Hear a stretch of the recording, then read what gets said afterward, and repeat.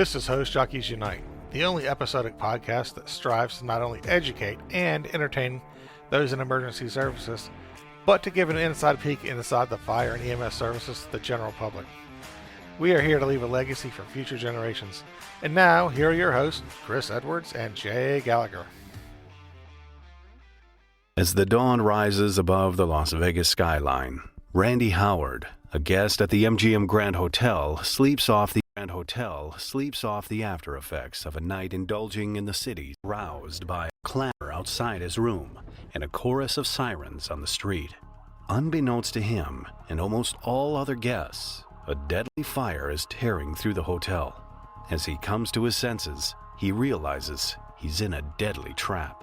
Welcome back to our show. This is Host Jockeys Unite. And today's show, we're going to be talking about the MGM Grand Hotel. My name is Chris, and this is my co-host, Jay. Hey, everybody. How you doing? Good. Before we get started off, I found out some news this afternoon. 4 firefighters from a local department here where we live was injured when a roof collapsed. So we want to send out thoughts and prayers to them for quick recovery and back on the job soon. Cool. So, Jay, what you got today? Well, like you said, we're going to discuss the MGM Grand Fire, point out some of the things that caused the fire codes to change. See, I've said it once, I'll say it probably till the day I die. Unless things change, the fire service is reactive instead of being proactive. And they really need to turn that around to where they are more or less preparing for the worst now before it happens to prevent it from happening.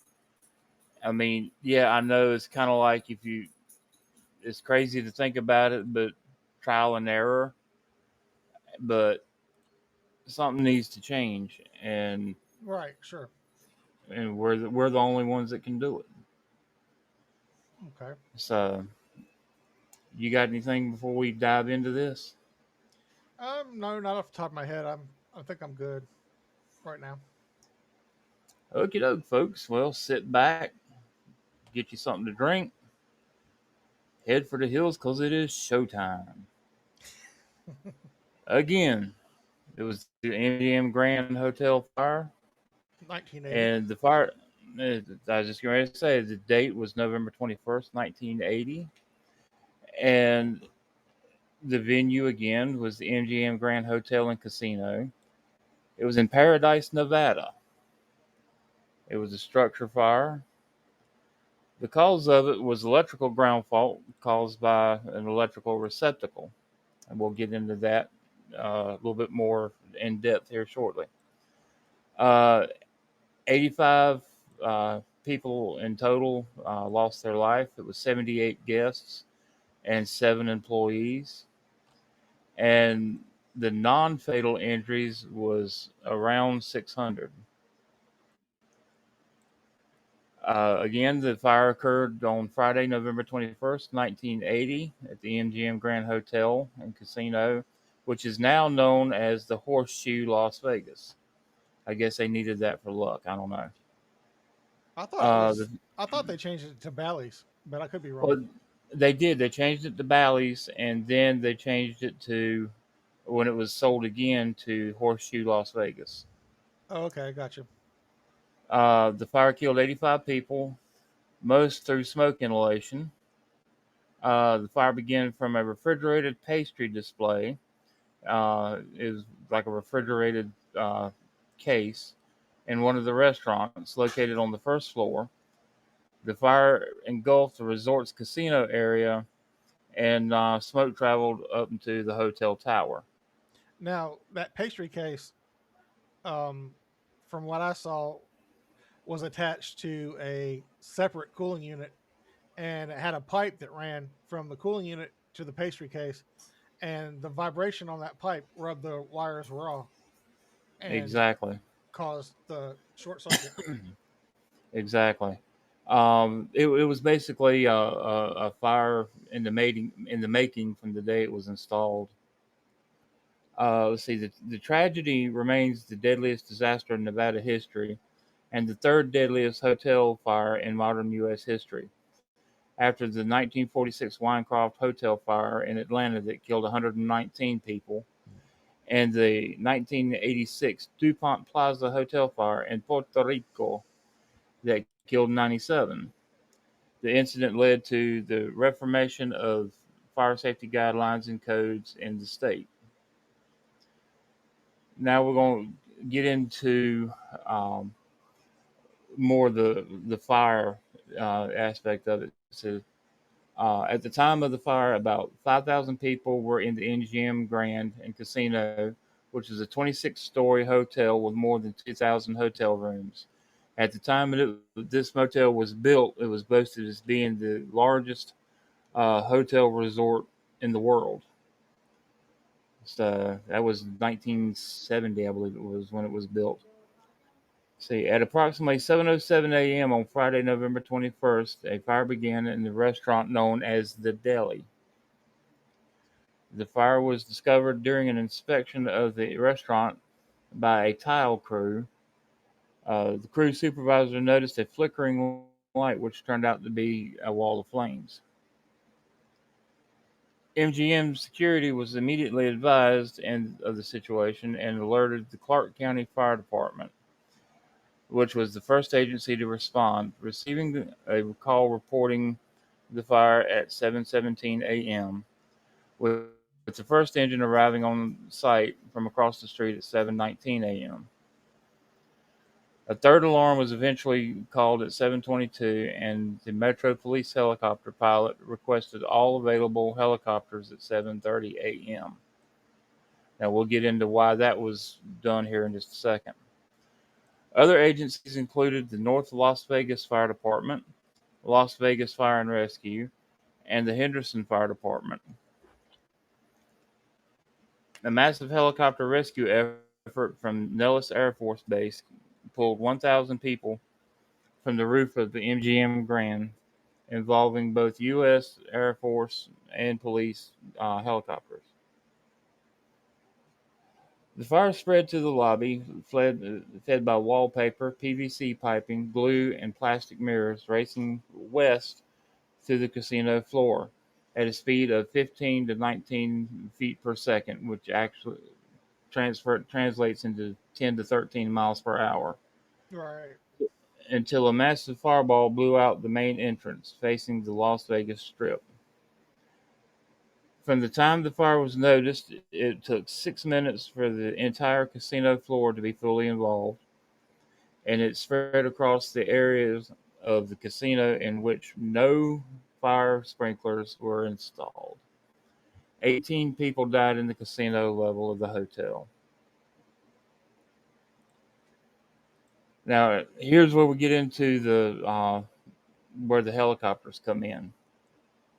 The fire was limited only to the first floor, but the burning material created toxic fumes and smoke which ascended throughout the hotel tower via vertical shafts, elevator stairwells, seismic joints, things such as that.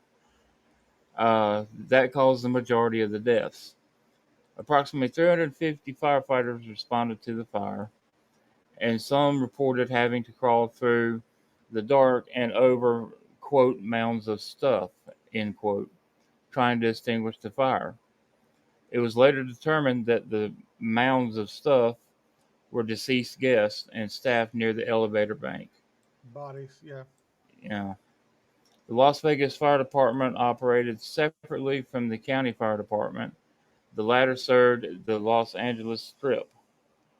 So city firefighters were unfamiliar with the MGM Grand's layout, including fire escape routes, and this hindered rescue efforts tremendously.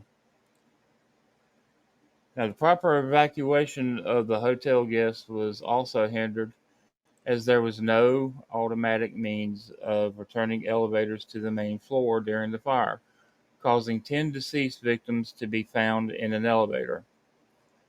Some hotel guests tied bed sheets together and hung them on off the balconies to alert the firefighters.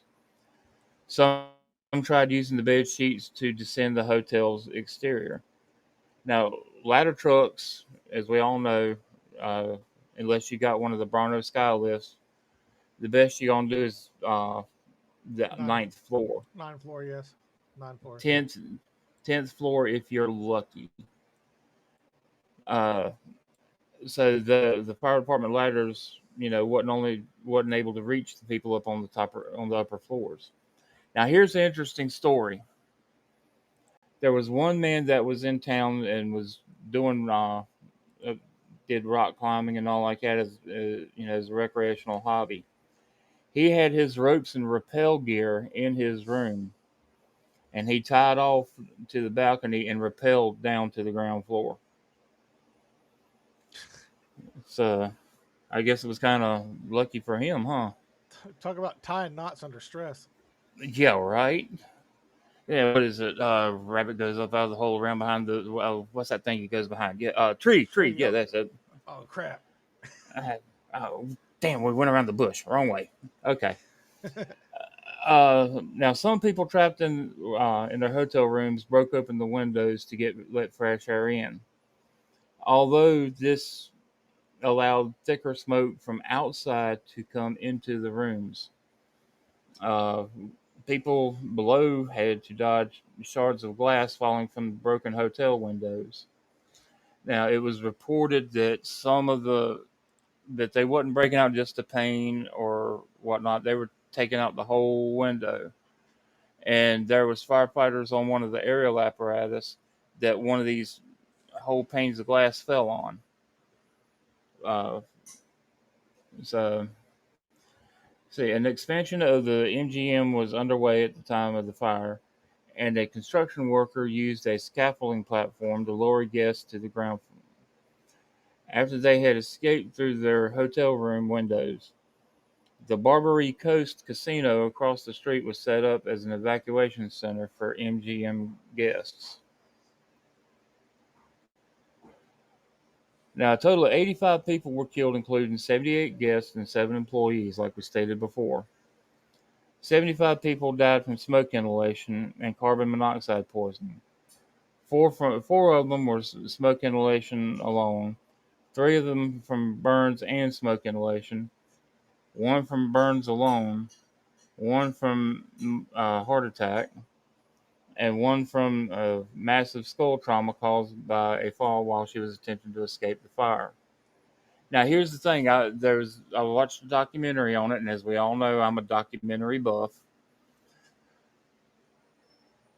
Some of the rooms that they found these victims in, there wasn't any kind of smoke staining, no kind of soot, nothing. The victims looked like they were asleep in bed, which they Huh? were before they died. Now, here's the kicker. They took the air vent covers off, and the air filters was black as tar from where it was filtering out the smoke, but it didn't filter out the carbon monoxide. Yeah, That, that particulates are too small. exactly. So, I mean, that to look at that and see the air filter I was like stunned because I'd never seen that before. Right. While the fire primarily damaged the casino floor, approximately 64 deaths occurred on the upper levels of the hotel, mostly from the 20th to the 25th floors, where the smoke concentration was the highest. 2 refrigerated semi-trailers were set up as a temporary morgue to hold the bodies of the victims until they could be identified. Now, couldn't you imagine having to carry a deceased victim and just put them in a truck? Yeah. I mean, that's, no dignity or anything like that. You know, just throw them up in the truck. The number of injuries was reported as being around 600. Approximately 35 firefighters sought medical care, and 15 of them were hospitalized for periods ranging from 1 day to 2 weeks. Between 200 and 300 firefighters also experienced dizziness, headaches, and I cannot pronounce that word to save my life. Rhinitis. Rhinitis? Rhinitis, yeah. Rhinitis. In the days after the fire, but did not seek medical attention. Now, here's the thing on this, folks. This was back in a period where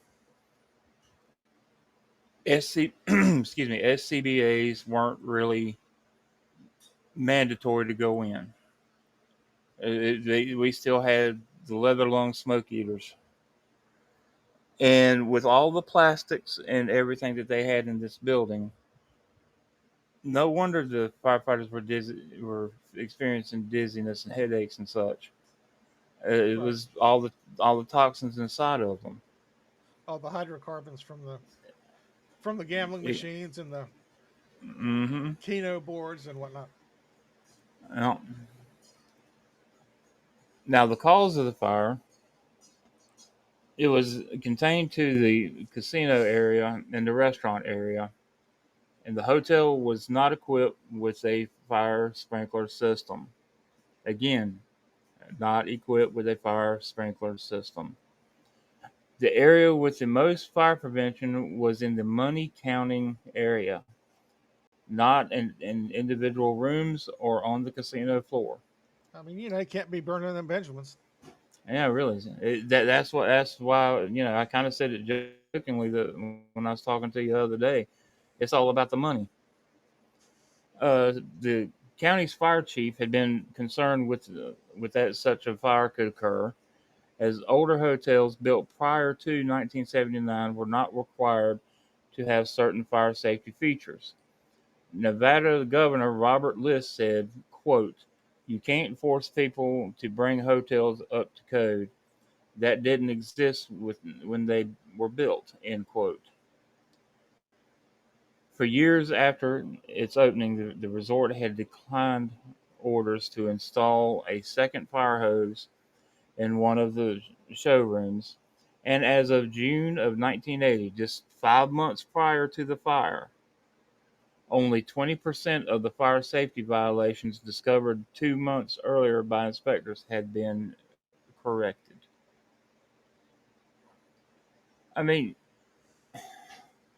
to me, that's something you would want to jump on ASAP. Yeah. I mean, so what if you want to add 50 more tables in the casino? If you're gonna kill if you're gonna do something that's gonna cause your victims your hotel guests to die, then there's no point in it because they're not going to be there to use it. Right. Does that make any sense? Yeah.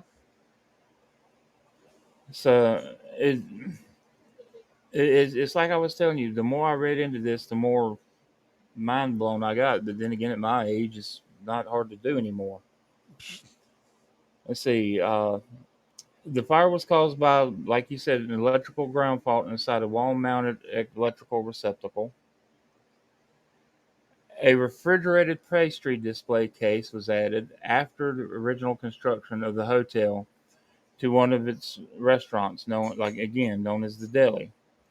Unlike a modern day display case, which would be totally self contained, which is compressor installed in the bottom of the display case, this unit functioned like a walk in cooler or central air conditioning system, with a pair of copper refrigerant lines connecting its evaporator to excuse me, to a condensing unit located outside of the building. When this setup was installed, the copper uh, line set was run through the same wall soffit as the pre-existing electrical conduit and in physical contact with the said conduit. Excuse me, got a tickle in my throat. The fan forced evaporator unit in the display case was not properly secured and thus was able to vibrate constantly while in operation. These vibrations were carried down along a copper refrigerated line, causing the pipes to rub against the electrical conduit in the wall soffit and make them vibrate as well. Galvanic corrosion occurred, in which the copper refrigerant pipes were in physical contact with the aluminum electrical conduit, causing the conduit to erode over time. Galvanic corrosion and vibration, as well as the jagged edges and stretched. I lost my place. I'm sorry. Uh, uh,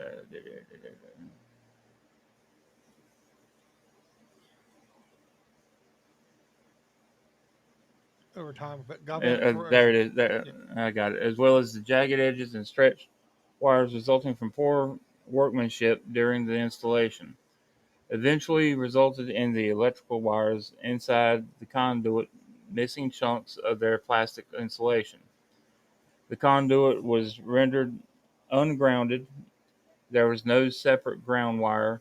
The metal conduit itself was designed to function as the ground, so the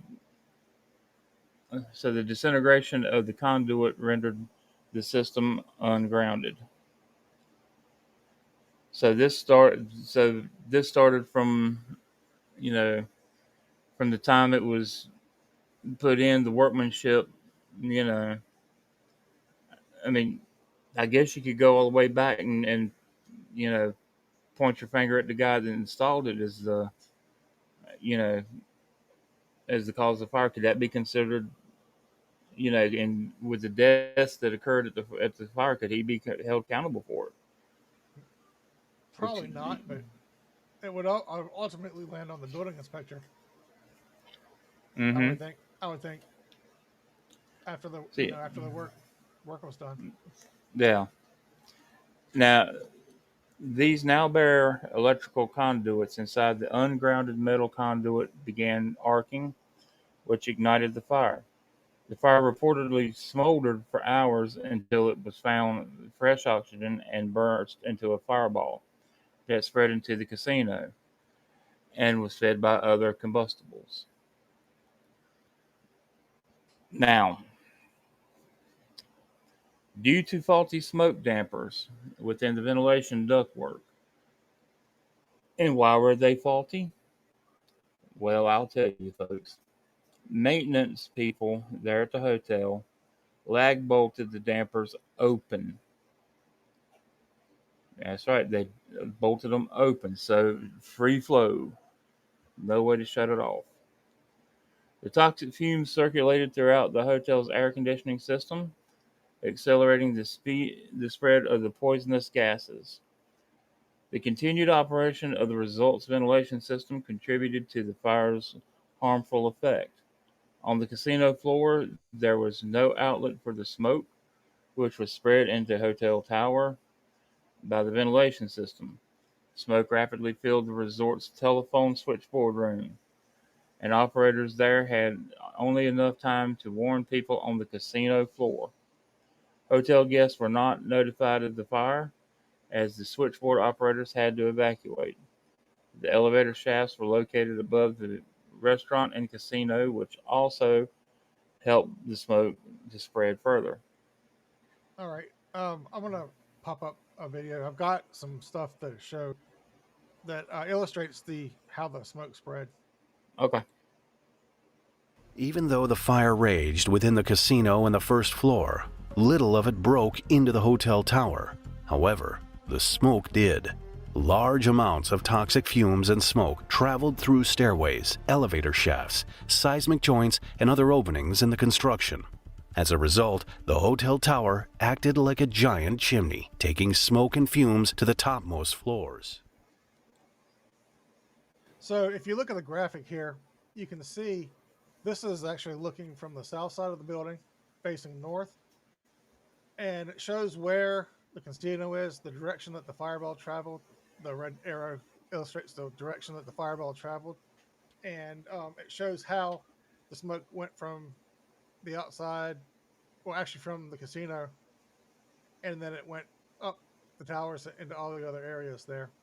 So it shows, the outer smoke-proof wells, stairwells, the hotel tower, the fifth through the 25th floor guest rooms. It shows where everything is. on that. Gotcha. Yeah, it had the chimney effect, and it just went all over the place, Right. So literally. I'm assuming they didn't have fire doors on there because the stairwells are supposed to be pressurized to keep fire out. Well, they did. I was that's the next part I was going to get into. The guests who had found that the fire doors in some stairwells locked automatically had propped them open for convenience. Oh, How, okay. yeah, so therefore this allowed more smoke to spread throughout the tower. And Okay, let me see something. Then I got this other little clip as well about talking about the smoke while we're on that subject here. okay. We'll go ahead and play that. Once the fire engulfed the casino, it caused the suspended ceiling to fall, revealing unprotected vertical openings that allowed the fumes to rise through the hotel tower. Even so, the disaster could have been avoided if hotel owners had installed sprinklers and a working fire alarm system. All right, Jay, go ahead. Okay, now there at this particular time, uh, there's some uh, rule exceptions, for lack of better words. Uh, there were sprinklers located in the first two floors and on the top floor of the resort. The casino and restaurants were not protected by a fire sprinkler system because they were exempt from the rules requiring sprinklers in areas occupied 24 hours a day. A Clark County building inspector granted the exemption despite the opposition of the fire marshals. His reasoning was that a fire would be quickly noticed and by occupants and contained with portable fire extinguishers. Now, the documentary that I watched said, yeah, they spotted the fire, but they had to leave the area to go get a fire extinguisher or a fire hose. There was none in the area. So, I mean, how far did this person have to travel for a fire extinguisher or a fire hose? Right. Evidently far enough for the deli and the casino to get going good. So, I mean, it, it just it just don't make any sense. But anyway, when the fire started in the deli restaurant, it was no longer open 24 hours a day. It was closed at the time of the fire, and although some sprinklers were in the resort, they were not located anywhere near the fire. A full sprinkler system would have cost $192,000 back then, but because of the cost, MGM installed only the minimum number of sprinklers required by the building code at the time of the resort's construction.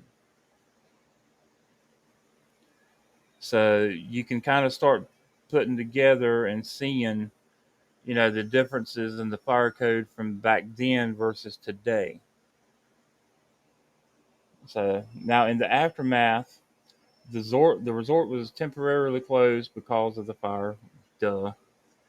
Much of the damage occurred in the casino area, which was charred by the fire. Did you get a picture of the interior of the casino?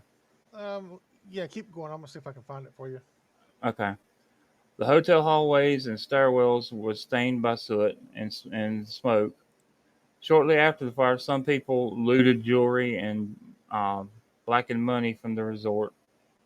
State gaming revenues were hurt by the MGM's closure, as the resort was one of the largest tax contributors to the local gaming industry. The county lost an estimated 1.7 million or 5.7 and three quarter million in today's times because of the closure, and it was estimated that MGM Grand Hotel could face $1 billion lost because of the fire. After the fire, the MGM was rebuilt over the next 8 months. at a cost of $50 million.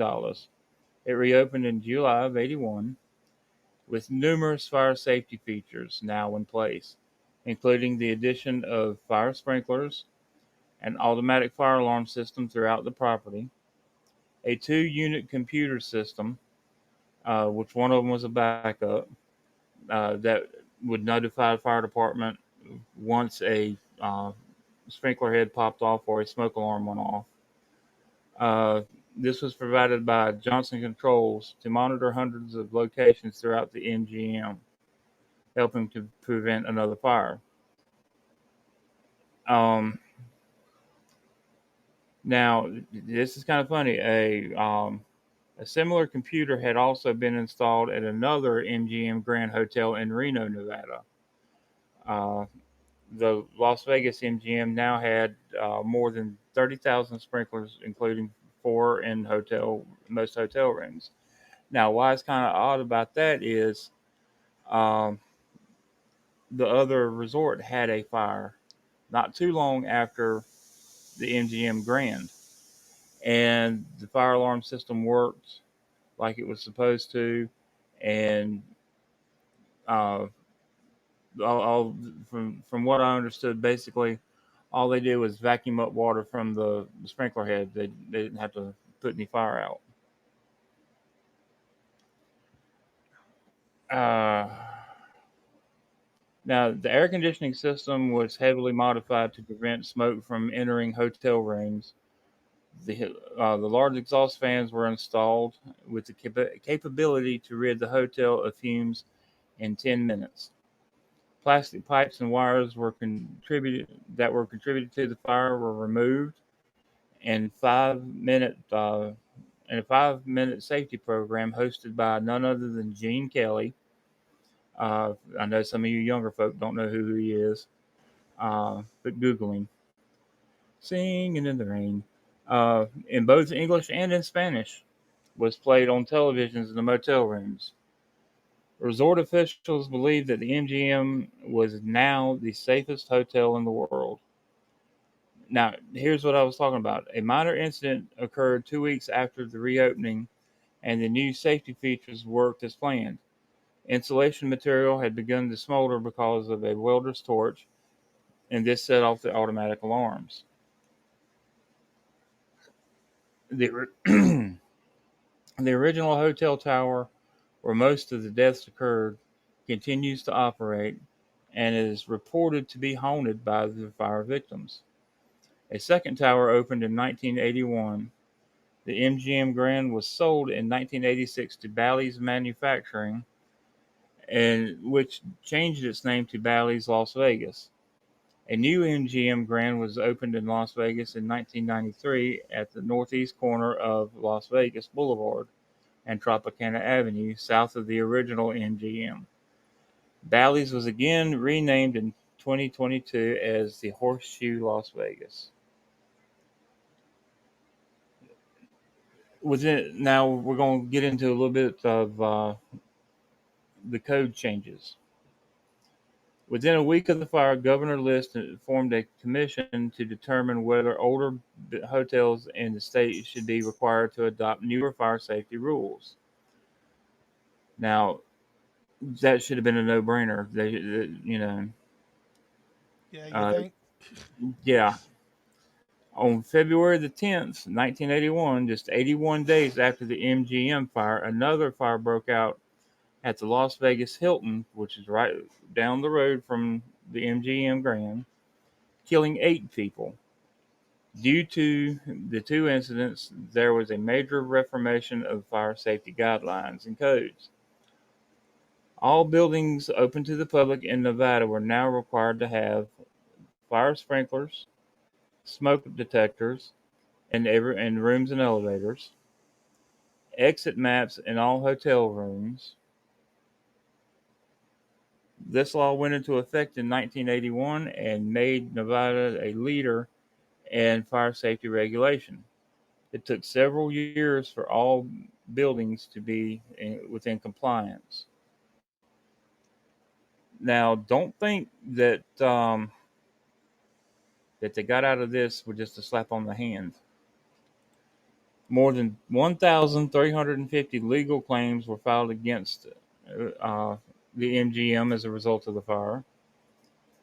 Um, they were seeking, all combined together, were seeking more than $2 billion worth in damages.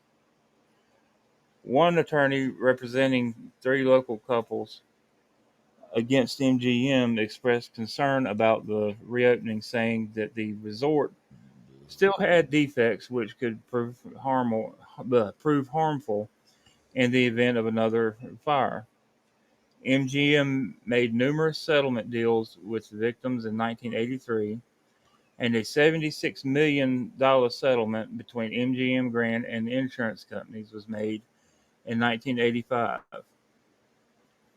In 1998, there was $440,000 left over in the MGM victim settlement.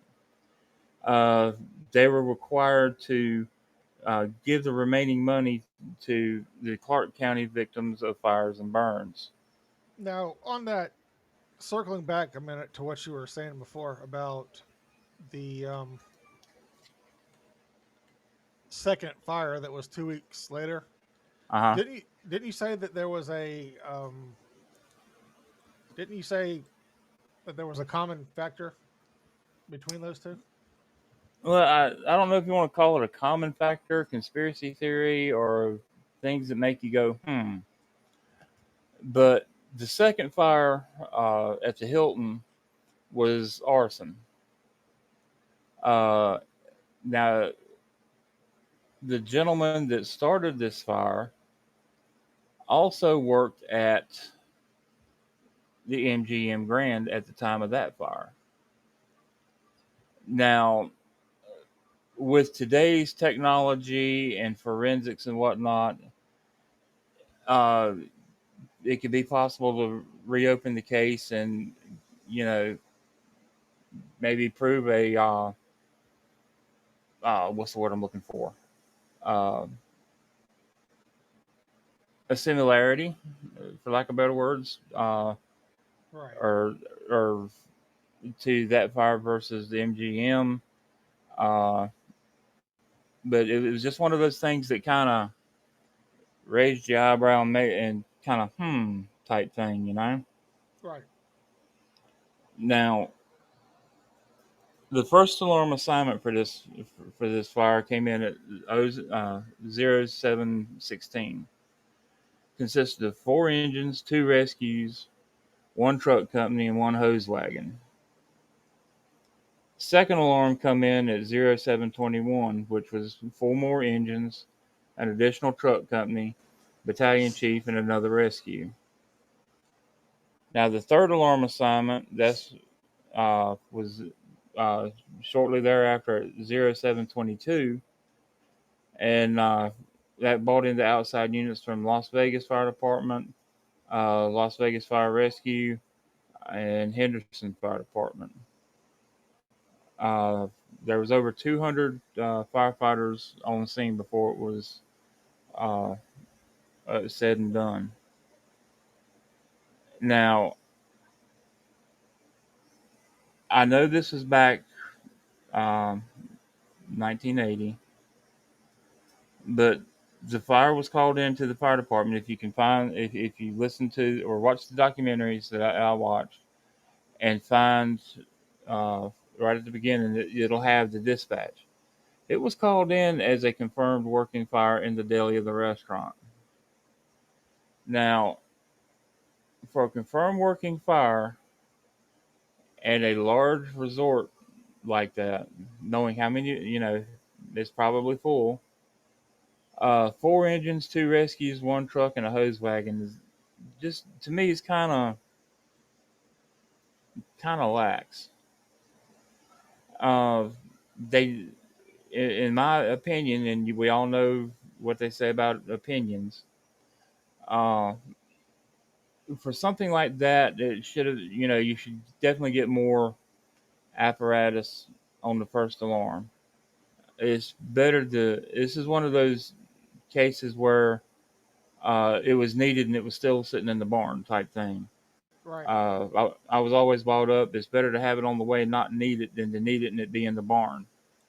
Well, And this that's is the way I was taught. You can always yeah, cancel resources, but you can't.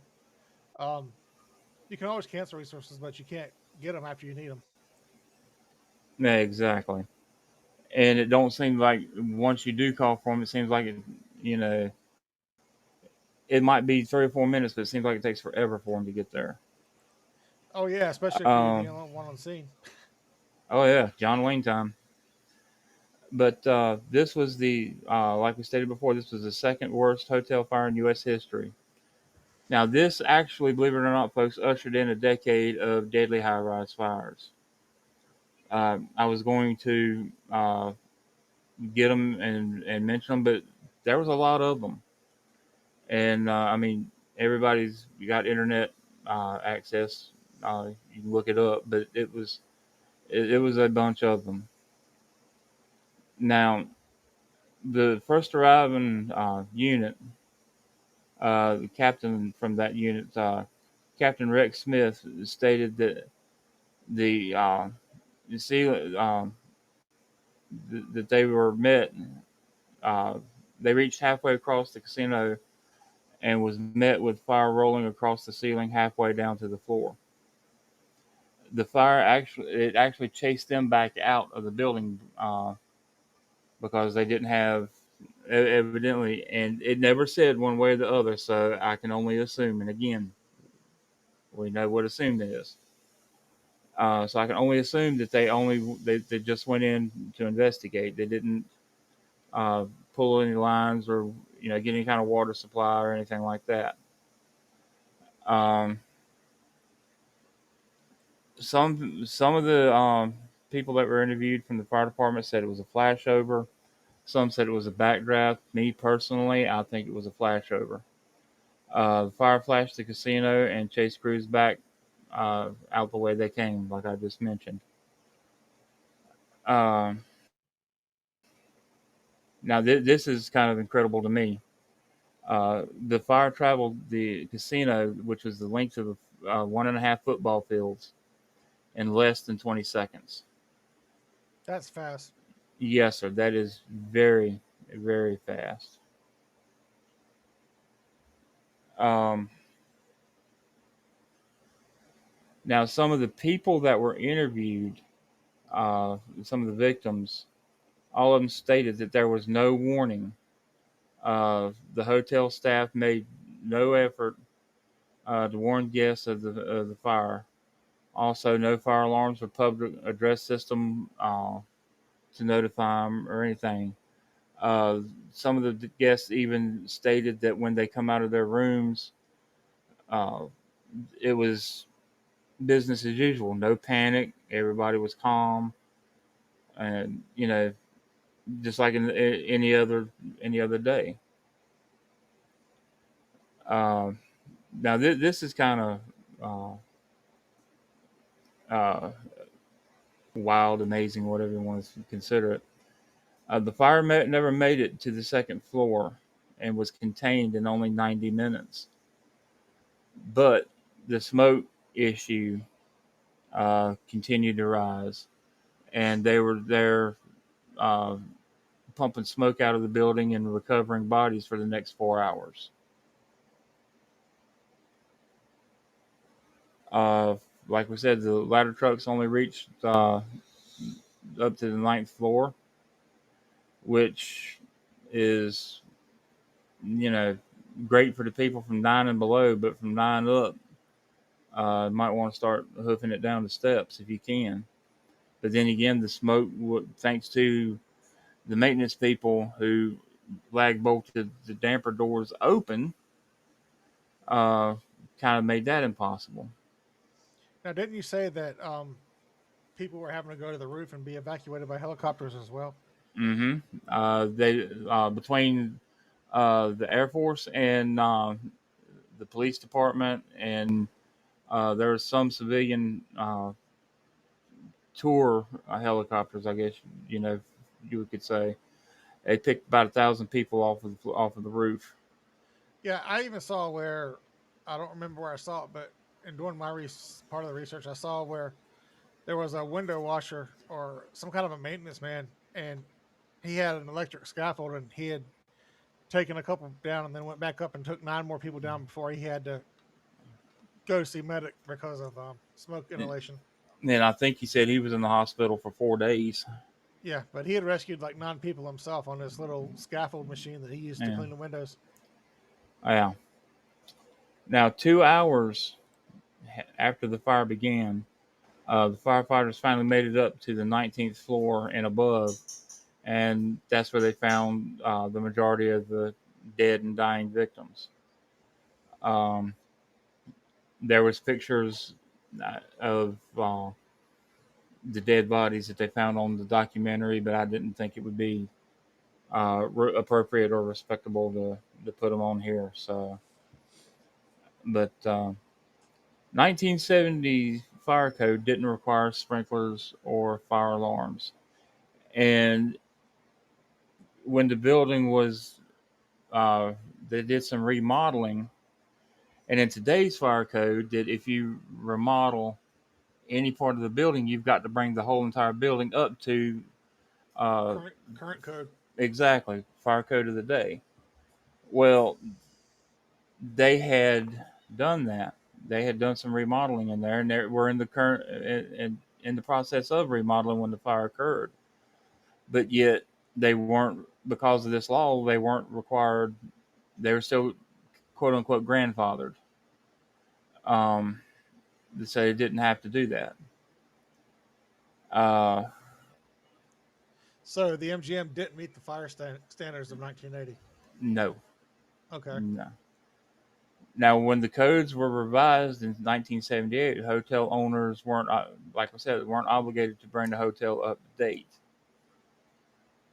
uh, because of the grandfather clause, I'm assuming. So now the MGM, like we said, did not meet the fire safety standards in 1980. Now, Roy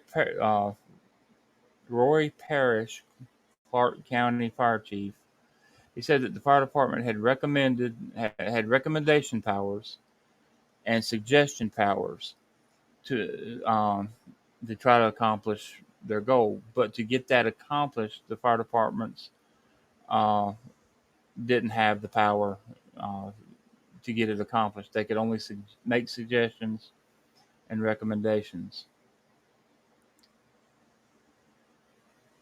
which, good as I do, in one ear out the other. See you later, adios.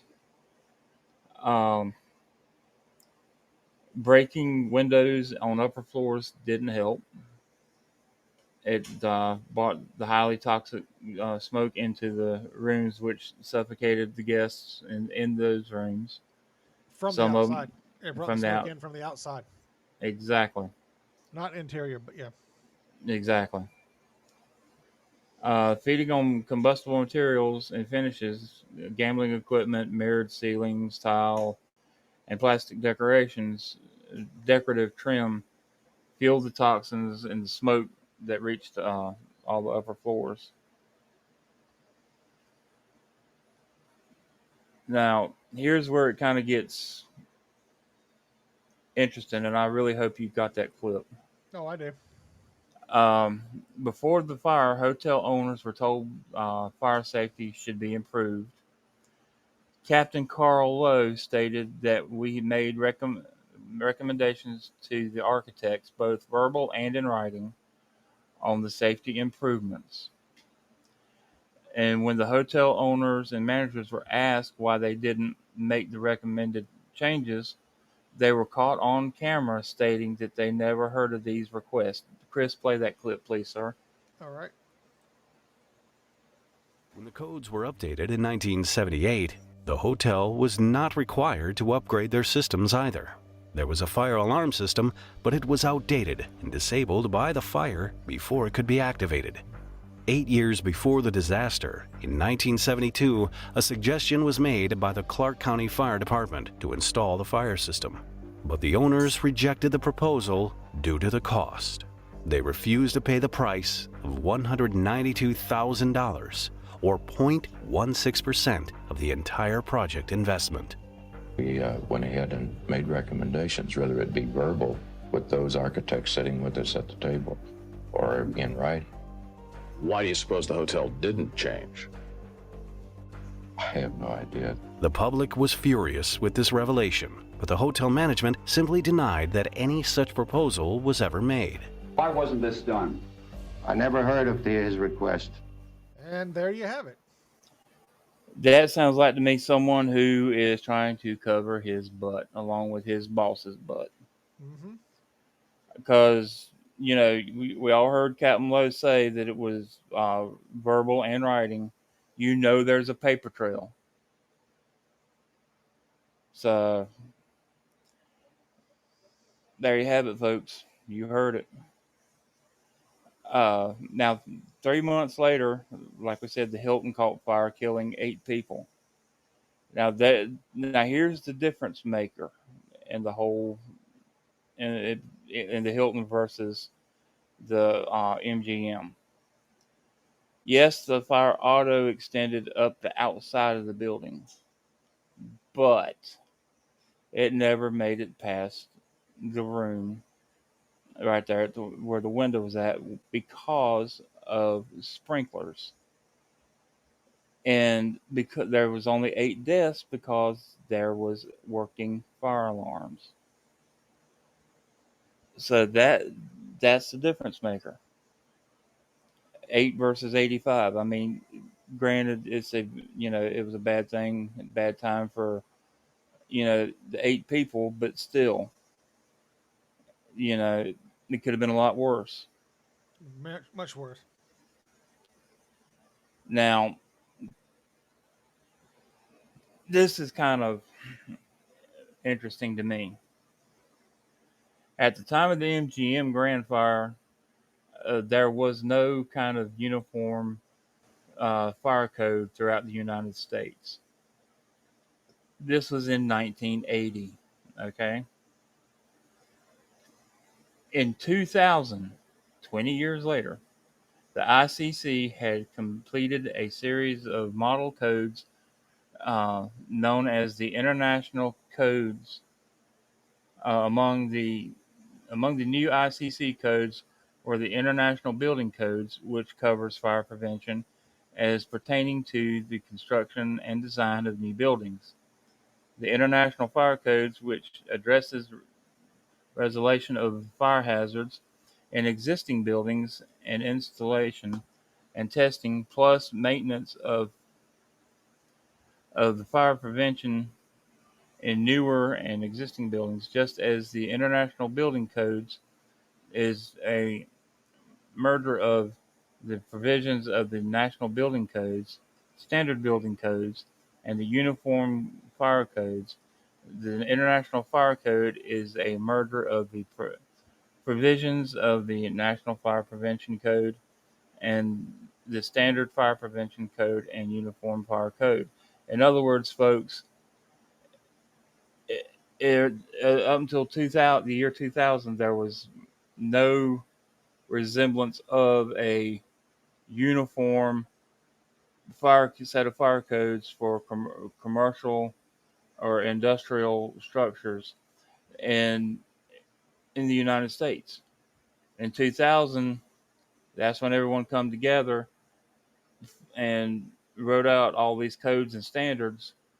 So now they have something to work with, and so this tragedy won't happen again. Huh. Okay. That's interesting. But it took them 20 years though. It should. I mean, this is something that should have been done, a long time ago. The next day. Mm-hmm.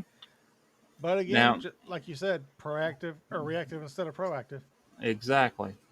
Now, especially these days, with the more synthetic stuff, being produced, and and the different materials used, different types of ethyl methyl bad shit that's being pumped out in the smoke. I mean, it's it should have something should have been done long before the year 2000. Oh, different building materials. Buildings burn faster than they did now than they used to, Exactly, and hotter. and hotter. Yeah. So, well, Chris, we got any questions from anyone listening or? Have not had any legitimate comments tonight. I had somebody spam me earlier, but it was a spam comment. Uh-huh. But Okay. No spammers allowed. but we do have three viewers tonight, which is good. One on That's, YouTube, one on YouTube, one on Facebook, and one on Twitch. we got them. We got them covered. So One for one. yeah, And we appreciate everybody who is watching tonight. It's absolutely. So we do have a website. I'm going to throw the QR code up there so you guys can check out our website. And the website is www.hostjockeys.unite.com. And you can go there and check out information about our show. Or if you have your cell phone handy, click on the QR code and it'll take you there. Yep. And we also have a QR code where you can buy us a cup of coffee. Codes were updated in 1978. The hotel was not required to upgrade their systems either. Okay, there it is. Oopsie. The money donated to us through this helps to go improve the show, new equipment, things like that. So if you feel free, buy us a cup of coffee. Yeah, because hosting costs alone for the show are pretty high as far as like for the servers we need and to basically put the stuff on the air. It's fairly expensive, and the time that's put into it, a lot of the preparation and things like that. So any little bit, that you would like to donate would definitely be appreciated and helpful. And like and subscribe, smash that like button. That helps us out a lot too. So Jay, you got anything else for us tonight? That's about it on my part. Did you get the picture that I sent you about an hour before the show? Probably not. Well, it was a picture of a fire engine, an ambulance, and a police car. And at the fire truck it said, "We fight the fire." Ambulance said, "We treat the patients." And the cop car says, "We block the hydrants and the access roads so nothing can get done." That sounds about right. Yeah. So no offense to anybody in law enforcement that is listening. we love you. We love you. We respect you, and we need you. Absolutely. Well, Chris, unless you got something else, I was going to do it on my part.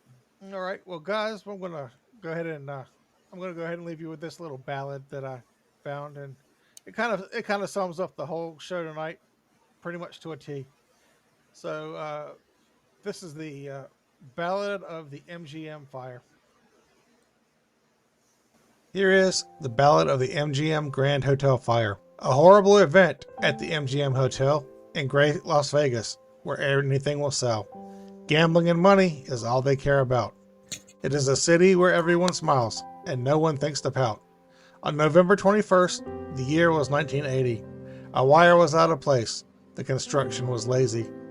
5,000 people were there. 86 of them died. If someone would have checked the wires, they would all still be alive.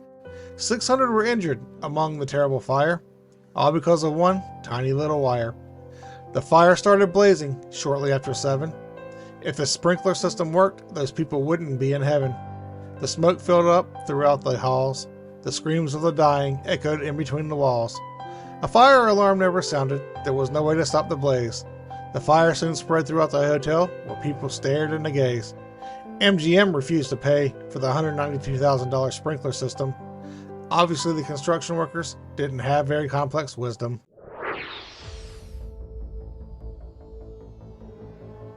You've been listening to Host Jockeys Unite. We hope you've enjoyed this episode, and please tell your friends about us. And always remember, even truckies need love too.